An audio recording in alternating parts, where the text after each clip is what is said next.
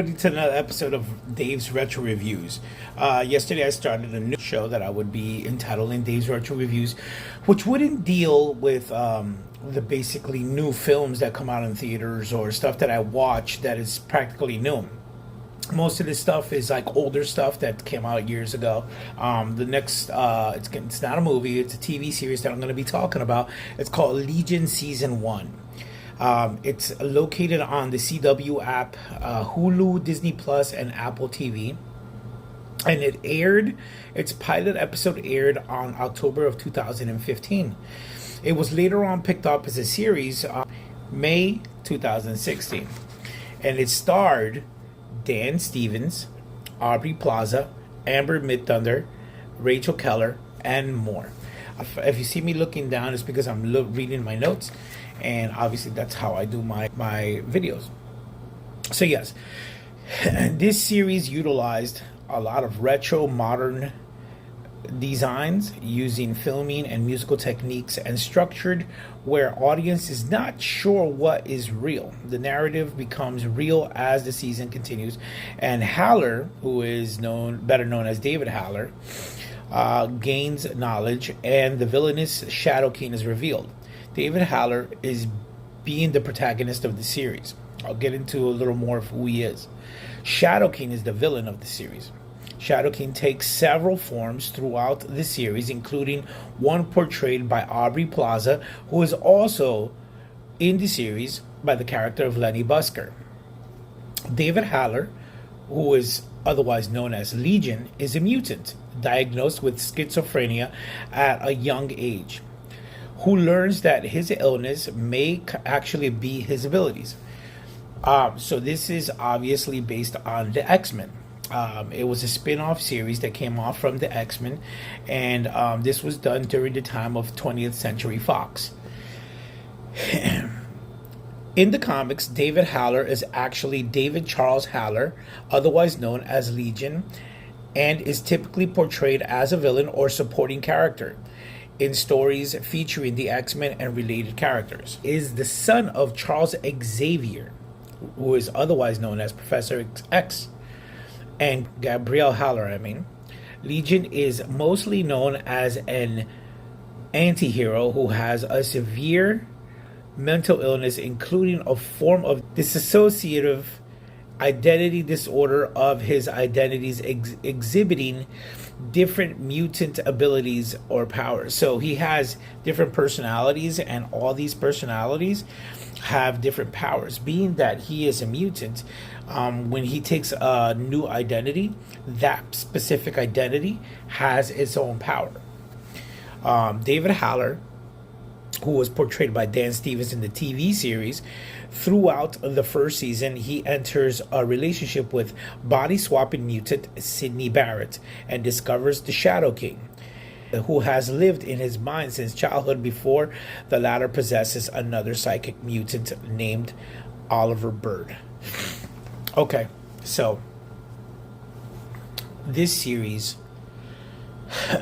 was the most confusing series to ever come out. But I just read to you that the producers wanted you to feel that way. They wanted you to feel confused, perplexed, putting you in a state of like not knowing what you just saw. And that's exactly what I felt. Half of the time I gave up because I didn't know what the show was. So I remember seeing the first 2 seasons just to rush through it, until I had a friend who came over, and she loved these type of shows because it challenged her mind. So the more and more that I sat there and watched it with her, the more and more, being that I already had seen the first season, I understood it a lot better. Although still there was a lot of questions. So between me and her, we would we pieced the puzzle together. It was 3 seasons. I'm just tackling the first season. I'm just letting you know that this series was very complex. It was very, like I said, it challenges the mind. Wasn't my favorite, not at all. It wasn't like The Gifted. The Gifted was a great series. That was another X-Men spin-off series dealing with other X-Men, but certain X-Men that we know, like Polaris. But this one was Charles Xavier's son, and it was just dealing with too much to challenge the mind. Half of the time I was like watching the show, and then by the end of the episode, I'm like, what the heck did I just watch? It's not like easily wrapped up. But yeah, not my favorite series. I'm not even gonna rate it. I mean, if you like that type of show, if you like that type of show that challenges your mind, that puts you in a place where you're constantly questioning what you just saw, then this is the show for you. I mean, it's on the CW app, Disney Plus, Hulu, so you can definitely watch it. It's not too late. Obviously, this is no longer part of the 20th Century Fox brand, because since Disney bought 20th Century Fox and they have the catalog, Legion's in there somewhere, but they're not going to utilize that anymore. It's too much of a complex character. I don't recommend it if you're not that type of person. If you get lost easily in TV shows, you just want something feel good. I mean, I love challenging shows. I love challenging movies. But when it gets too much, and I'm not understanding it, I just don't want to deal with it.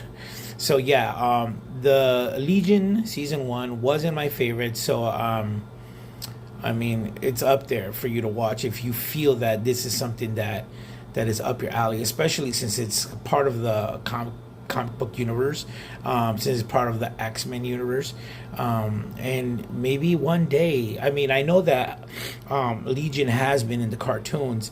I haven't never seen him before, but I know that I was watching Wolverine and the X-Men, and I saw the Shadow King pop up, and they portrayed him in a cartoon version. So that was pretty cool to know, like, who the Shadow King is, and to see him appear again. So who knows if Disney might bring him back for the future of the MCU. I don't know. But yeah, this has been Dave D. Saint with another Dave's Retro Reviews. Just reviewed Legion Season 1. And this is me telling you guys, have a good one.